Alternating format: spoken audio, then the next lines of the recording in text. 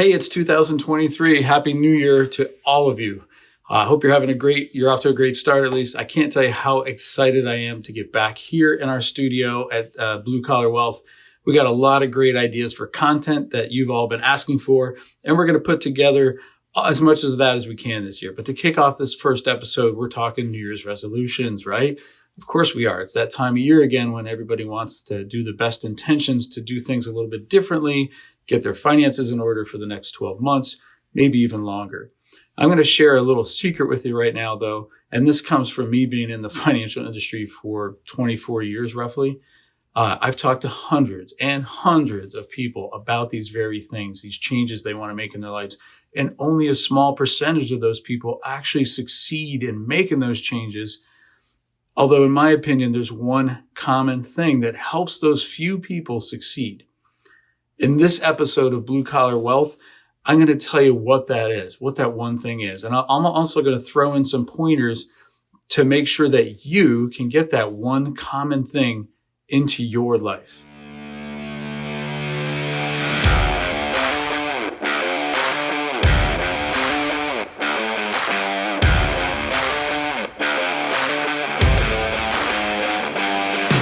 Welcome, everyone, to another episode of the Blue Collar Wealth Podcast. And as I said earlier, it's a new year, and we here at Stonehouse are excited about what that means for our clients and for those of you who are listening to this and possibly interested in becoming our clients or just want to make yourself a better person.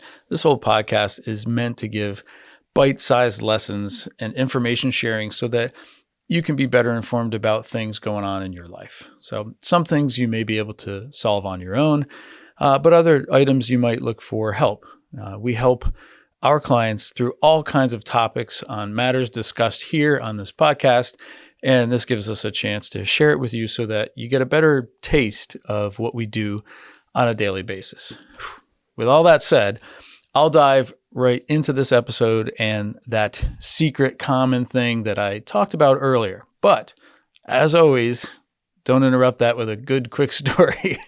I want to illustrate a point that I'm about to make. And so I think the two most common things that people set their New Year's resolutions around are money and health. And I know there are many gym memberships that are open in January with all the best intentions. However, by February, a massive percentage of those people, they just stop showing up to the gym. Do you think that that's because they stopped caring at all about their health? No, absolutely not. It's because they had some bad habits going into those resolutions, and they didn't change anything about those bad habits before or after making that resolution. Instead, they simply said that they were going to do something different, but just saying it doesn't change it. You see, when you've been doing things over and over and over again for many months or many years, that's called a habit. And whether it's eating or exercising or managing your finances. So let me ask you this. What do you think has a better chance of surviving? The 20 bad habits that you've had for the last several years, or that one promise or thing or resolution that you've made in the past week? I'll spare you the suspense of thinking too hard on that one. The bad habits will almost always drown out the best intentions. So think of it from a tobacco smoker's perspective. If you say, hey, tomorrow I'm going to quit smoking. If that's all you say and maybe all you do or change, then you basically haven't given yourself even a chance of success. Smoking is a habit, and it's surrounded by all kinds of cues that remind you of that habit.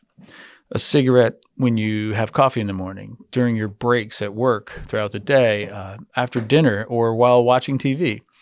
The only way to successfully really break yourself of bad habits and follow through on what you think are positive new habits or resolutions is to create new procedures or new cues in your life. You want an easy example? I'll take me, for example. I have always been one of those guys that said I was going to go to the gym a lot more than I was in the previous years. So this is my year to do it. And then I find myself never having enough time or making excuses and just don't feel like working out. Several years ago, I changed that up. I changed a couple of those cues in my life. The first thing I did was to put it on my calendar every single day. I want to work out. Go work out. The second thing I did was I changed the action when I got to the gym each time. Instead of jumping right into some sort of exercise, I throw my headphones on and I walk over to the corner on a mat somewhere and I do about like 3 to 5 minutes of stretching with the music cranking, right? So why am I telling you this? What did these two changes do for me? Does it make me a fitness guru or some sort of bodybuilder? Sadly, you can see that it does not. But it does do something. And what it does for me is it allows me to meet my goal, which was to get to the gym far more than I had ever done in previous years.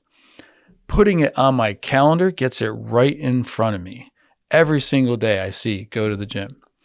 And I'm embarrassed to admit to you just how many times I still don't feel like going to that gym. But because it's on my calendar, I at least get myself going and get there. Once there, I immediately go through those motions I talked about it. Headphones, crank the tunes, go through some stretching. By that point, I'm into it, right? I'm ready to go. And that is the secret that I'm talking about. The one common thing. Have you figured it out? It's called momentum. Instead of viewing my goal or resolution as this big nebulous thing, this rough idea of kind of what I'd like to do someday, instead I've broken it down into smaller, more manageable cues, which eventually became habits for me. Okay, so how can you change some cues in your life to the point where they can become habits? And then those habits help you succeed in keeping your resolutions. Let's dig into that. It really doesn't matter what financial resolution you've made, but if you've made one already, you're probably listening to this video still. So think about whatever that is to you, but now think about breaking it up into those smaller, more manageable pieces. You already know what you want to do, but you must figure out what it takes to get you there. Let's make this a bit more complex, and let's assume that you wanted to be pretty aggressive in your New Year's resolution by saying that you had 3 goals this year. 1 would be to pay down some of your debts. 2 would be to save that special luxury item that you've been dying to buy, and so save up for that. And 3 would be to aggressively save toward your retirement.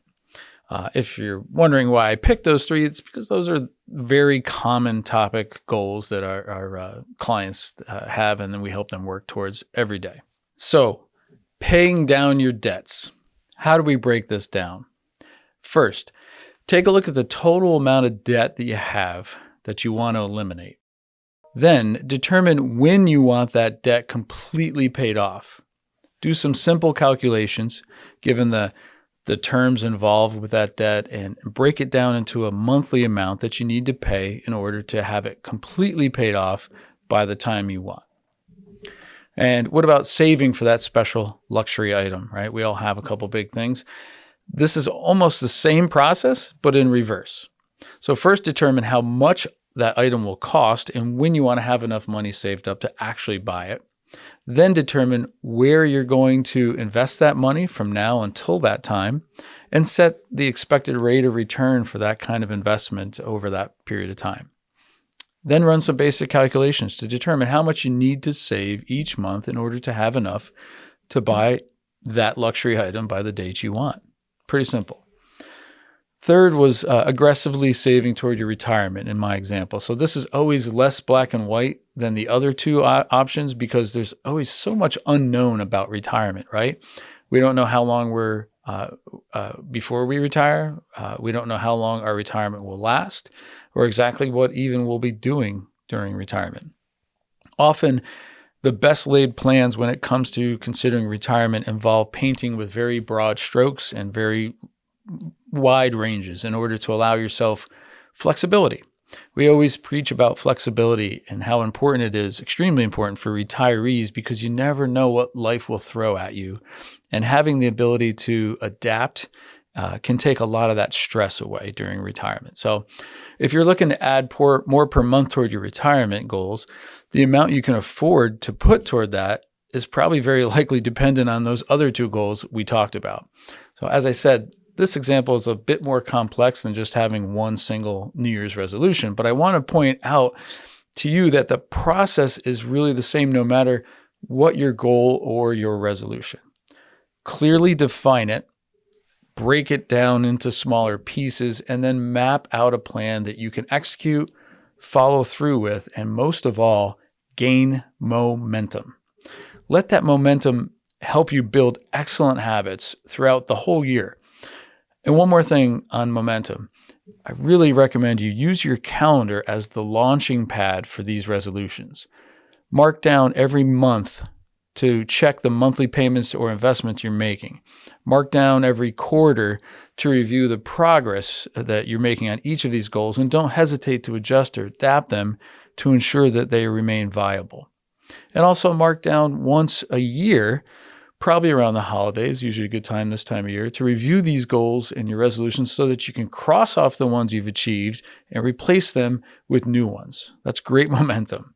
Remember, life is constantly changing around us, so even the best laid plans need to change with it.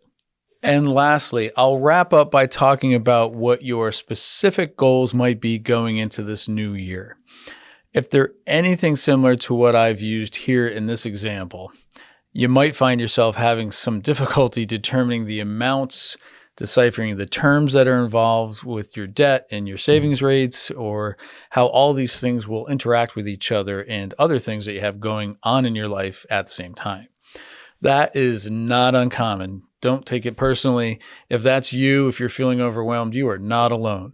In fact, most of us have many moving parts happening every year, all the time, and those moving parts can sometimes cause confusion, which ultimately causes many of us to do nothing differently than we did the year before.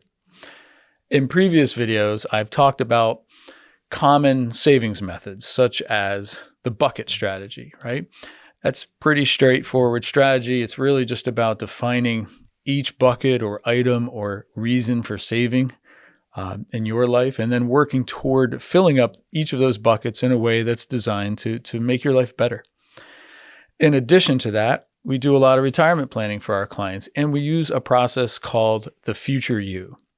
The Future You is a wonderful financial planning tool that we use that allows us to look at where you are today, what you're doing now that's working toward your goals, and then we use projections based on those assumptions to see what your future might look like. And as I said earlier, these are broad strokes and broad ranges that we're looking at, but it really does help to give you a very good visual perspective on where you're headed. I'm a visual person. I really enjoy those Future You projections. I bring the bucket method, though, and the Future You to your attention so that you know that these tools are available right here at Stonehouse. And it might come as a shock to you how absolutely easy we are to work with. We run these scenarios and look at analysis like this all the time for folks just like you. So don't hesitate to reach out to us through email, through the links on this page, or simply over the phone. So, hey, I thank you for listening to this first podcast of the year. I hope this video was super helpful for you. And if we can make any part of your life a bit easier, please reach out to us. That's what we do here at Stonehouse.